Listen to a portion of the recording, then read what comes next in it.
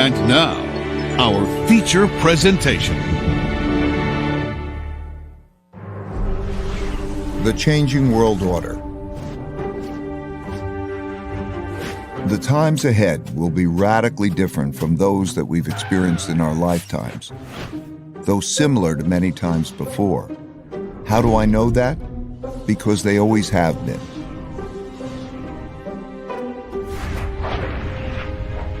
Over my roughly 50 years of global macroeconomic investing, I've learned the hard way that the most important events that surprised me did so because they never happened in my lifetime. These painful surprises led me to study the last 500 years of history for similar situations, where I saw that they had indeed happened many times before, with the ups and the downs of the Dutch, British, and U.S. empires. And every time they did, it was a sign of the changing world order. This study taught me valuable lessons that I'm going to pass along to you here in a distilled form. You can find the comprehensive version in my book, Principles for Dealing with the Changing World Order. Let me begin with a story that brought me to this point, about how I learned to anticipate the future by studying the past.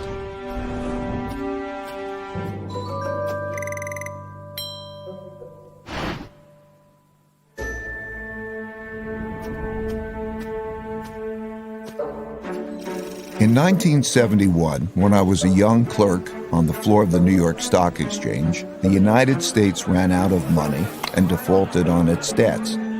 That's right, the U.S. ran out of money. How?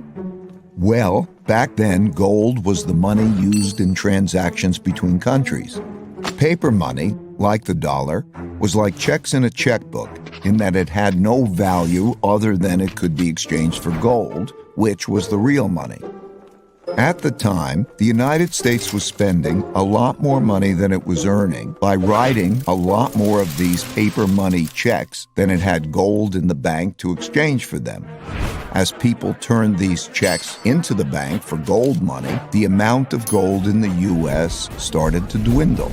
It soon became obvious that the U.S. couldn't keep its promises for all the existing paper money, so people holding dollars rushed to exchange them before the gold ran out. Recognizing that the U.S. was going to run out of real money, on Sunday evening, August 15th, President Nixon went on television to tell the world that the U.S. was breaking its promise to let people exchange their dollars for gold. Of course, he didn't say it that way. He said it more diplomatically, without making it clear that the United States was defaulting. The strength of a nation's currency is based on the strength of that nation's economy. And the American economy is by far the strongest in the world. Accordingly, I have directed the Secretary of the Treasury to take the action necessary to defend the dollar against the speculators. I have directed Secretary Connally to suspend temporarily the convertibility of the dollar into gold or other reserve assets, except in amounts and conditions determined to be in the interest of monetary stability and in the best interest of the United States. I watched in awe, realizing that money as we understood it was ending. What a crisis! I expected the stock market to plunge the next day, so I got on the exchange floor early to prepare. When the opening bell rang, pandemonium broke out, but not the kind I expected. The market was up, way up, and went on to rise nearly 25%. That surprised me because I never experienced a currency devaluation before. When I dug into history, I discovered that the exact same thing happened in 1933 and had the exact same effect.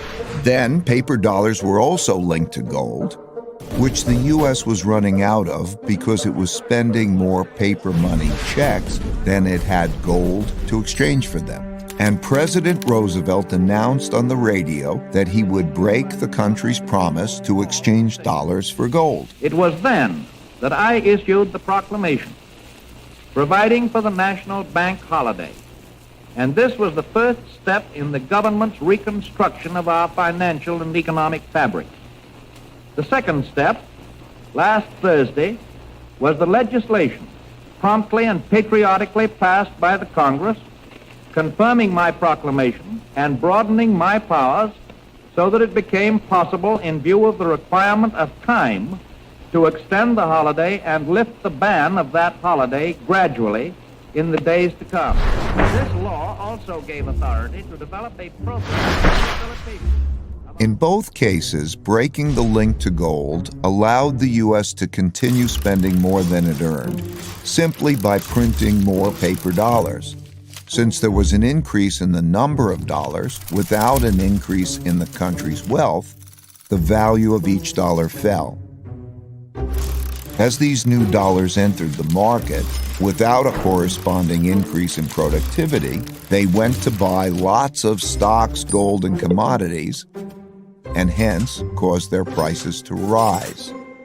As I studied more history, I saw that the exact same thing happened many, many times before. I saw that since the beginning of time, when governments spent much more than they took in taxes, and conditions got bad, they ran out of money and they needed more. So they printed more, a lot more, which made its value fall and made the prices of most everything, including stocks, gold, and commodities, rise. That's when I first learned the principle that when central banks print a lot of money to relieve a crisis, buy stocks, gold, and commodities, because their value will rise and the value of paper money will fall. This printing of money is also what happened in 2008 to relieve the mortgage-driven debt crisis, and in 2020 to relieve the pandemic-driven economic crisis, and it almost certainly will happen in the future. So I suggest that you keep this principle in mind. These experiences gave me another principle, which is to understand what is coming at you, you need to understand what happened before you. That principle led me to study how the Roaring '20s bubble turned into the 1930s depression, which gave me the lessons that allowed me to anticipate and profit from the 2007 bubble turning into the 2008 bust. All these experiences led me to develop an almost instinctual urge to look to the past for similar situations to learn how to handle the future well. Changing orders.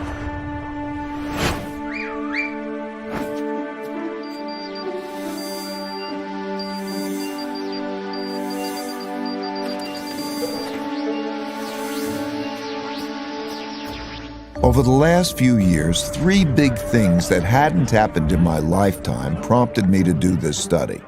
First, countries didn't have enough money to pay their debts, even after lowering interest rates to zero, so their central banks began printing lots of money to do so. Second, big internal conflicts emerged due to growing gaps in wealth and values. This showed up in political populism and polarization between the left, who want to redistribute wealth, and the right, who want to defend those holding the wealth. And third, increasing external conflict between a rising great power and the leading great power, as is now happening with China and the United States. So I looked back. I saw that all these had happened together before, many times, and nearly always led to changing domestic and world orders. The last time this sequence happened was from 1930 to 1945. What exactly is an order, you might ask? It's a governing system for people dealing with each other. There are internal orders for governing within countries, typically laid out in constitutions. And there is a world order for governing between countries, typically laid out in treaties. Internal orders change at different times than world orders, though whether within or between countries These orders typically change after wars, civil wars within countries, international wars between countries. They happen when revolutionary new forces defeat weak old orders. For example, the U.S. Internal Order was laid out in the Constitution in 1789 after the American Revolution, and it is still operating today, even after the American Civil War. Russia got rid of its old order and established a new one with the Russian Revolution in 1917, which ended in 1991 with a relatively bloodless revolution. China began its current internal order in 1949 when the Chinese Communist Party won the Civil War. You get the idea. The current world order, commonly called the American World Order, formed after the Allied victory in World War II, when the U.S. emerged as the dominant world power. It was set out in agreements and treaties for how global governance and monetary systems work. In 1944, the New World Monetary System was laid out in the Bretton Woods Agreement and established the dollar as the world's leading reserve currency. A reserve currency is a currency that is commonly accepted around the world, and having one is a key factor in a country becoming the richest and most powerful empire. With a new dominant power and monetary system established, a new world order begins. These changes take place in a timeless and universal cycle that I call the Big Cycle. I'll start with a quick overview, then give you a more complete version, and then direct you to my book if you want more. As I studied the 10 most powerful empires over the last 500 years and the last 3 reserve currencies, it took me through the rise and decline of the Dutch Empire and the guilder, the British Empire and the pound, the rise and early decline in the United States Empire and the dollar, and the decline and rise of the Chinese Empire and its currencies, as well as the rise and decline of the Spanish, German, French, Indian, Japanese, Russian, and Ottoman empires, along with their significant conflicts, as measured in this chart. To understand China's patterns better, I also studied the rise and fall of Chinese dynasties and their monies back to the year 600. Because looking at all these measures at once can be confusing, I'll focus on the 4 most important ones: the Dutch, British, US, and Chinese. You'll quickly notice the pattern. Now let's simplify the form a bit. As you can see, they transpired in overlapping cycles that lasted about 250 years, with 10 to 20-year transition periods between them. Typically, these transitions have been periods of great conflict because leading powers don't decline without a fight. So how am I measuring an empire's power?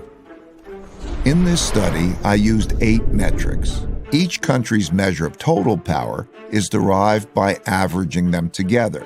They are education, inventiveness and technology development, competitiveness in global markets, economic output, share of world trade, military strength, the power of their financial center for capital markets, and the strength of their currency as a reserve currency.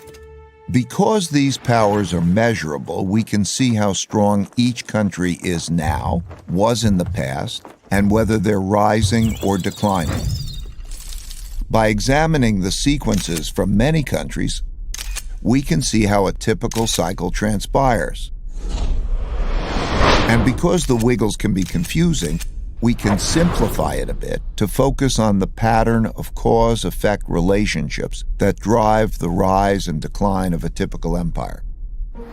As you can see, better education typically leads to increased innovation and technology development, and with a lag, the establishment of the currency as a reserve currency. You can also see that these forces then declined in a similar order, reinforcing each other's decline. Let's now look at the typical sequence of events going on inside a country that produces these rises and declines. In a nutshell, the big cycle typically begins after a major conflict, often a war, establishes the new leading power and the new world order. Because no one wants to challenge this power, a period of peace and prosperity typically follows.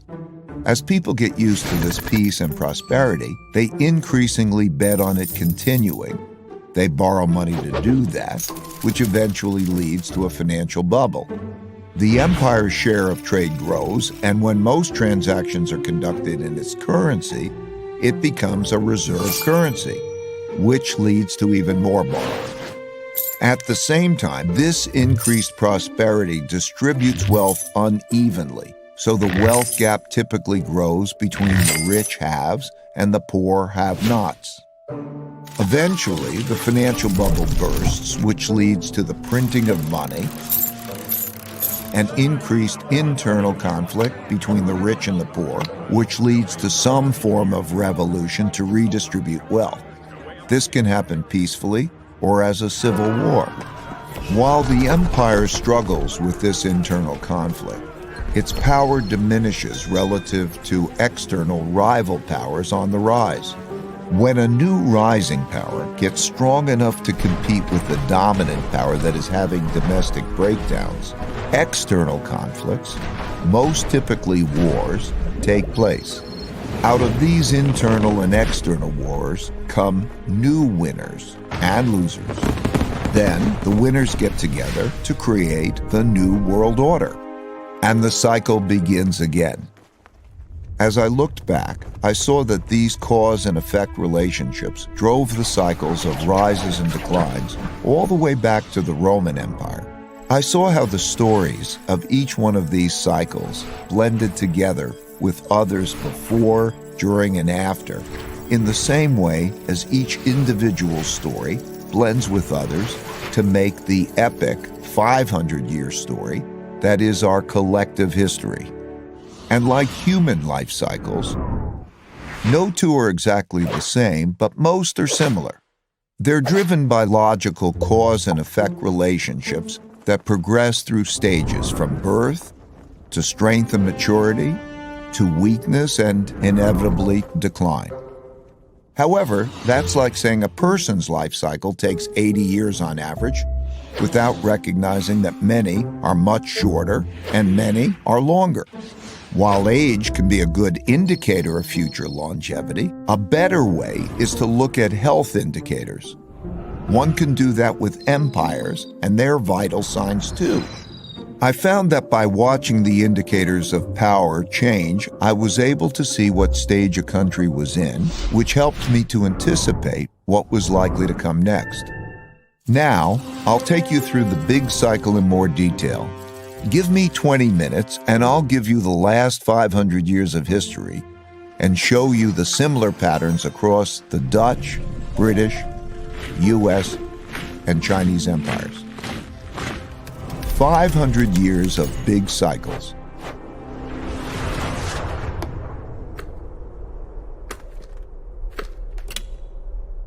I'm going to describe the typical cycle by dividing it into 3 phases: the rise, the top, and the decline.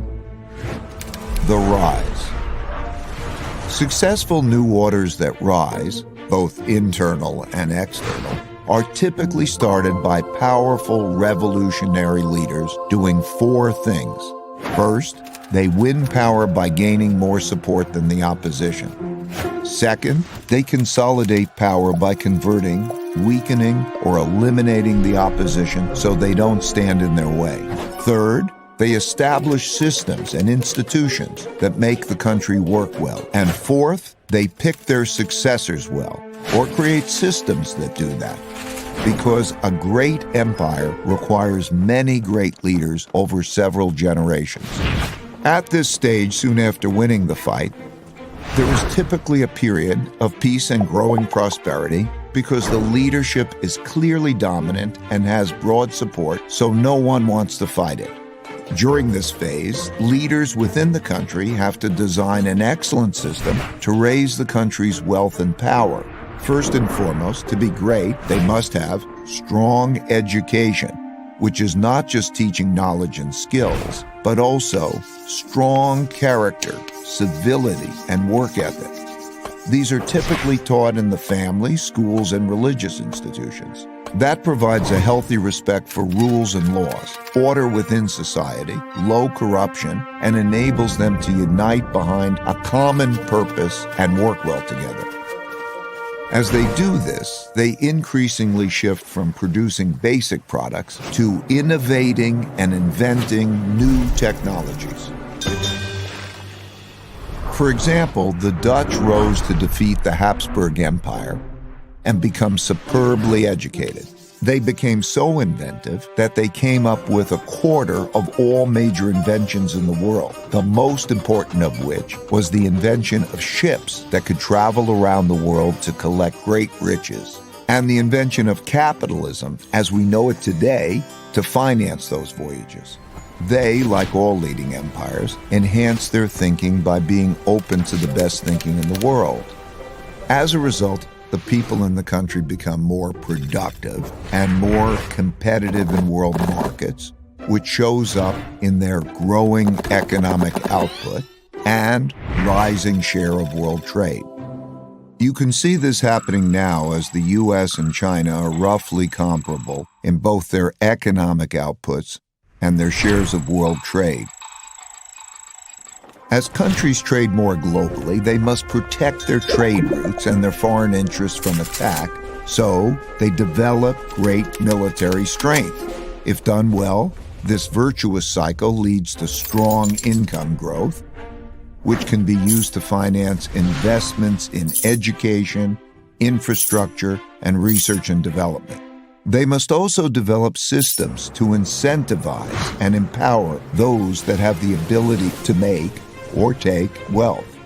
In all of these cases, the most successful empires used a capitalist approach to develop productive entrepreneurs. Even China, which is run by the Chinese Communist Party, used a form of this capitalist approach.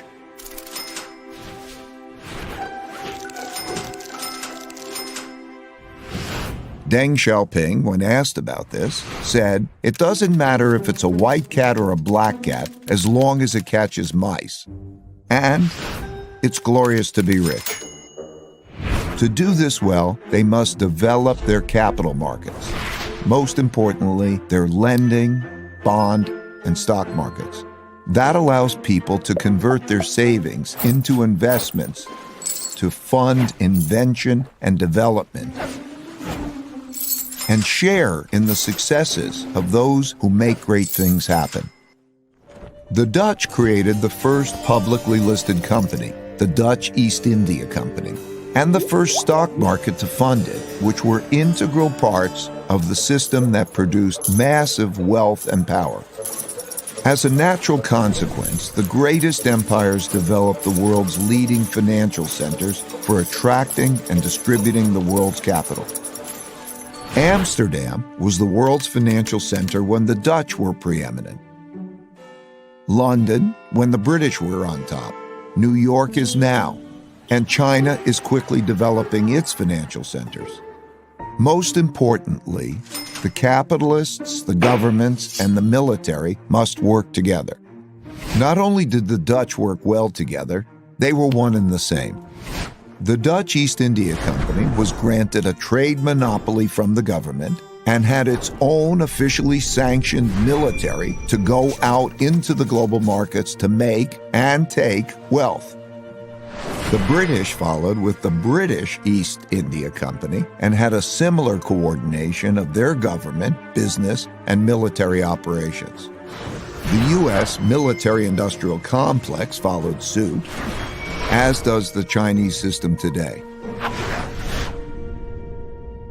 As the country becomes the largest international trading empire, its transactions can be paid with its currency, making it the preferred global medium of exchange. And because their currency is so widely accepted and frequently used, people around the world want to save in it, making it the preferred storehold of wealth, and thus the world's leading reserve currency. The guilder was the world's main reserve currency when the Dutch led world trade, the pound was when the British led, and the dollar has been since the US led. Naturally, China's currency is increasingly being used as a reserve currency. Having a reserve currency enables the empire to borrow more than other countries. That advantage is huge. Think about it. People all over the world are eager to save and hence lend back their currency to the empire. Countries without a reserve currency don't have that. And when the empire runs out of its own money, remember the United States in 1971? They can always print more. The exorbitant privilege afforded by the empire's reserve currency leads borrowing to increase and the beginning of a financial bubble. This series of cause and effect relationships leading to mutually supportive financial, political, and military powers, bolstered by the borrowing power of a reserve currency, have gone together since history began to be recorded. All the empires that became the most powerful in the world followed this path to the top.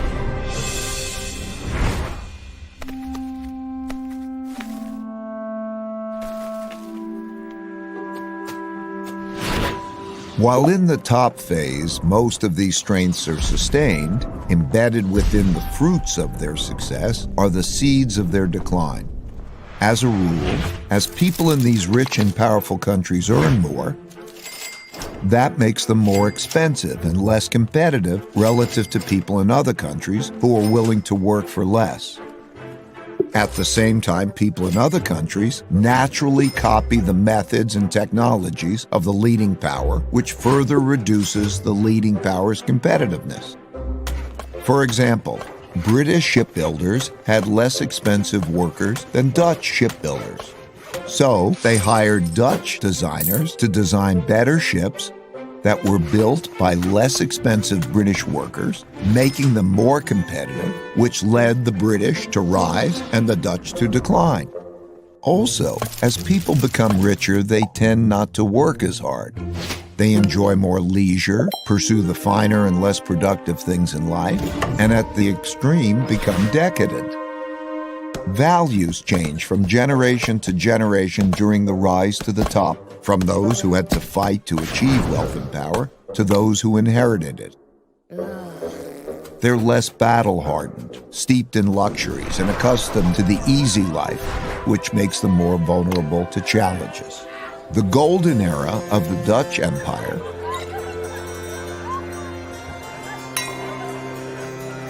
and the Victorian era of the British Empire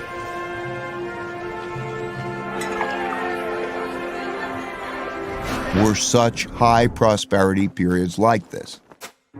As people get used to doing well, they increasingly bet on the good times continuing and borrow money to do that, which grows into financial bubbles. Naturally, the financial gains come unevenly, so the wealth gap grows. Wealth gaps are self-reinforcing because rich people use their greater resources to reinforce their powers. For example, they give greater privileges to their children, like better education, and they influence the political system to their advantage. This causes the gaps in values, politics, and opportunities to grow between the rich haves and the poor have-nots.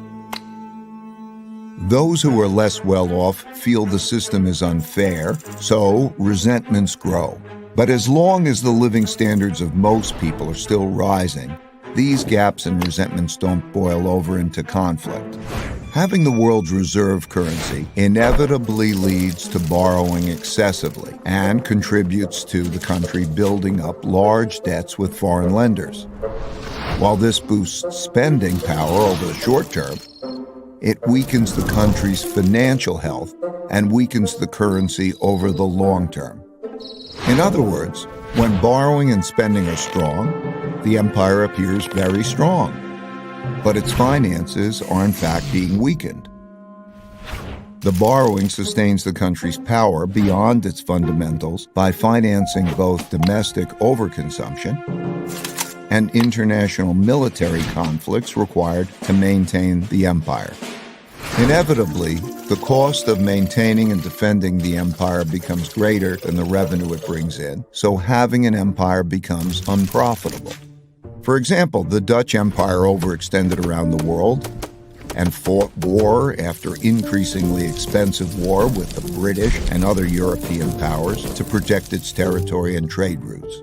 The British Empire similarly became massive, bureaucratic, and lost its competitive advantages as rival powers, particularly Germany, soared, leading to an increasingly expensive arms race and world war. The U.S. has spent about $8 trillion on foreign wars and their consequences since September 11th, and trillions more for other military operations and for supporting military bases in 70 countries, and it still isn't spending enough to support its military competition with China in the area around China. In this cycle, the richer countries eventually get deeper into debt by borrowing from poorer countries that save more. It's one of the early signs of a wealth and power shift.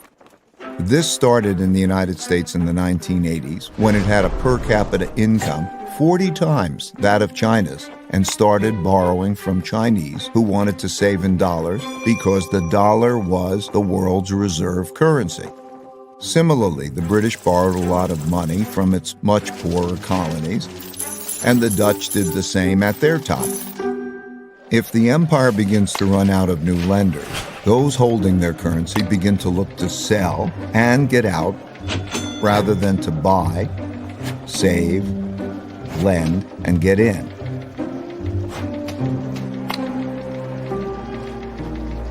And the strength of the empire begins to decline. The decline. The decline comes from internal economic weakness together with internal fighting or costly external fighting or both. Typically, the decline comes gradually and then very suddenly. When debts become very large and there is an economic downturn and the empire can no longer borrow the money necessary to repay its debts, the financial bubble bursts. This creates great domestic hardships and forces the country to choose between defaulting on its debts or printing a lot of new money. It always chooses to print a lot of new money, at first gradually and eventually massively. That devalues the currency and raises inflation. For the Dutch, this was the financial crisis brought about by financial excesses and paying for the Fourth Anglo-Dutch War. Similarly, for the British, it was paying for its financial excesses and its debts from the two world wars. And for the U.S., it's been 3 cycles of debt finance booms and busts since the 90s, with the central bank stepping in each time with stronger measures.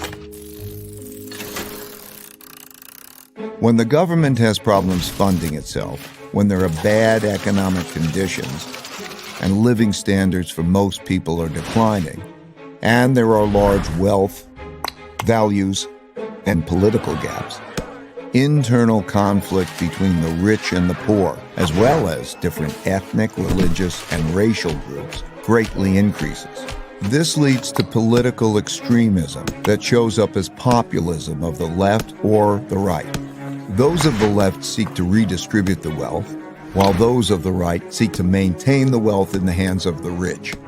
Typically, during such times, taxes on the rich rise, and when the rich fear their wealth and well-being will be taken away, they move to places, assets, and currencies they feel safer in. These outflows reduce the empire's tax revenue, which leads to a classic, self-reinforcing, hollowing out process. When the flight of wealth gets bad enough, governments outlaw it. Those seeking to get out begin to panic. These turbulent conditions undermine productivity. which shrinks the economic pie and causes more conflict about how to divide the shrinking resources. Populist leaders emerge from both sides and pledge to take control and bring about order. That's when democracy is most challenged because it fails to control the anarchy, and it is when the move to a strong populist leader who will bring order to the chaos is most likely. As conflict within the country escalates, it leads to some form of revolution or civil war to redistribute wealth and force the necessary big changes. This can be peaceful and maintain the existing order, but it's more often violent and changes the order. For example, the Roosevelt Revolution to redistribute wealth was relatively peaceful and maintained the existing internal order, while the French Revolution, the Russian Revolution, and the Chinese Revolution were much more violent and led to new internal orders. This internal conflict makes the empire weak and vulnerable to rising external rivals who, seeing this domestic weakness, are more inclined to mount a challenge. This raises the risk of great international conflict, especially if the rival has built up a comparable military. Defending oneself and one's empire against rivals requires great military spending, which has to occur as domestic economic conditions are deteriorating and the empire can least afford it. Since there is no viable system for peacefully adjudicating international disputes, these conflicts are typically resolved through tests of power. As bolder challenges are made, the leading empire is faced with the difficult choice of fighting or retreating. Fighting and losing is the worst outcome, but retreating is bad too, as it cedes progress to the rival and signals that the empire is weak to those countries that are considering which side to be on. Poor economic conditions cause more fighting for wealth and power, which inevitably leads to some kind of war. Wars are terribly costly. At the same time, they produce the tectonic shifts that realign the new orders to the new realities of wealth and power in the world. When those holding the reserve currency and debt of the declining empire lose faith and sell them, that marks the end of its big cycle. Of the roughly 750 currencies that existed since 1700, less than 20% now exist, and all of them have been devalued. For the Dutch, this happened after their defeat in the Fourth Anglo-Dutch War, when they weren't able to repay the massive debts they built up during it. This led to a run on the Bank of Amsterdam and a desperate sell-off, forcing massive money printing, which devalued the currency and the empire into irrelevance. For the British, this happened after World War II, when despite their victory, they could not repay the massive debts they borrowed to fund their war effort. This led to a series of money printing, devaluations, and sell-offs in the British pound as the US and the dollar emerged dominant and created a new world order. At the time of this recording, the United States hasn't yet reached this point. While it has massive debt, spends more than it earns, and funds this deficit with more borrowing and printing huge amounts of new money, the big sell-off in dollars and dollar debt hasn't yet begun. And while there are great internal and external conflicts occurring for all the classic reasons, they've not yet crossed the line to become wars. Eventually, out of these conflicts, whether they're violent or not, come new winners who get together and restructure the losers' debts and political systems and establish the new world order. Then the old cycle and empire ends and the new one begins, and they do it all over again. That's a lot of detail I just threw at you to paint a picture of how the typical big cycle transpires. Of course, not all of them transpire in exactly this way, but most largely do. So much so that it seems like the stories of rises and declines stay essentially the same, and the only things that change are the clothes the characters wear and the technologies they use. So, where are we heading?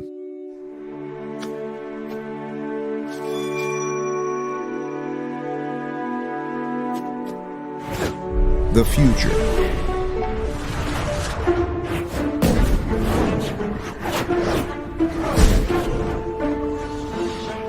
Most empires have their time in the sun and inevitably decline.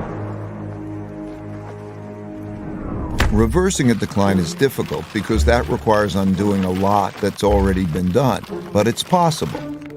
By looking at these indicators, it's pretty easy to see which stage of the big cycle an empire is in, how fit it is, and whether its condition is improving or worsening, which can help one estimate how many years it has left.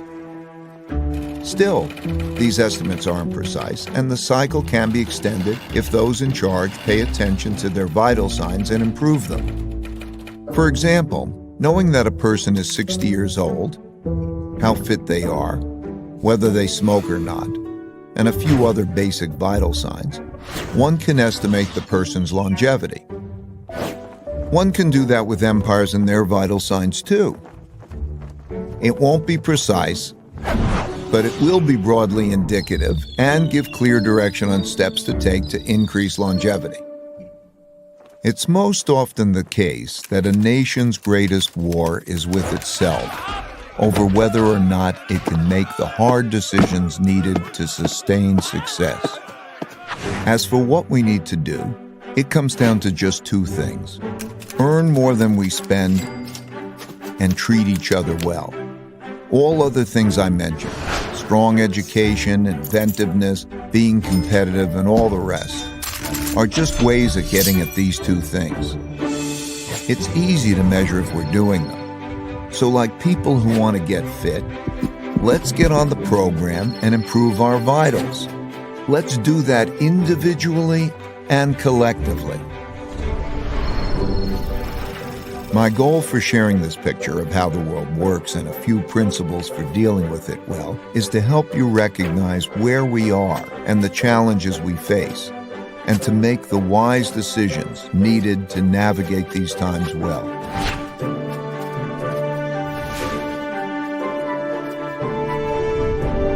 Since there is a lot more to discuss and we are out of time, you can learn more in my book, Principles for Dealing with the Changing World Order, and I look forward to continuing this conversation at economicprinciples.org and on social media.